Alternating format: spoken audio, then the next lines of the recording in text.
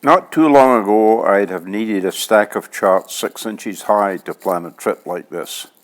But now they all fit on an iPad and they're free.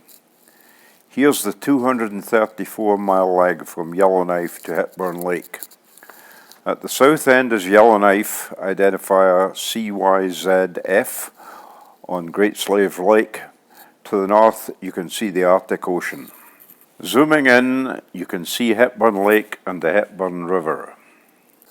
Now let's enter the direct route from here to Yellowknife. To do that, you need to know the identifiers for Pembroke and Yellowknife, which are CYTA and CYZF.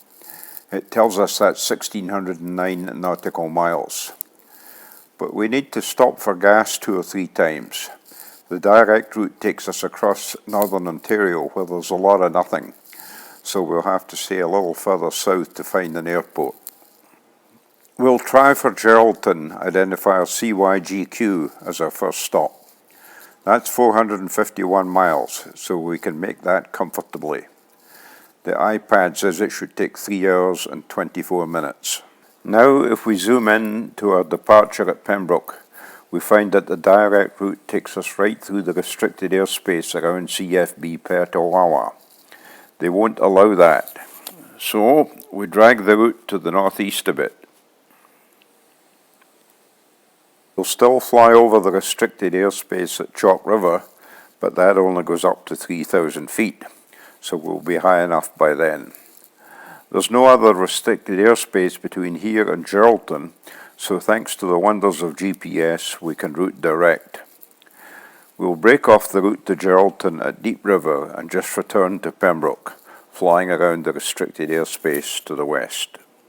There's one other map we should take a look at. It's in a 1,400-page book called the Canada Flight Supplement, but it's on the iPad as well. This shows that as far as the radio frequencies go, the airspace around Pembroke is divided in 2. There's no control tower, it's far too small for that. But around the airport there's an advisory frequency of 122.8, which we use to broadcast our intentions to other aircraft. Then, as we pass Petawawa, there's a mandatory frequency of 126.4. We use that to call Petawawa range control and let him know we're there.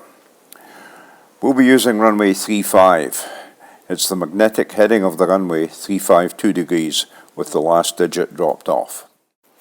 After takeoff, we'll turn slightly to the right to follow our planned route and I'll call range control.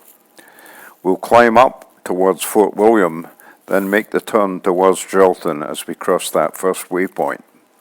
We'll cross Chalk River Labs above 3,000 feet, then follow the Ottawa River, passing Deep River on the left.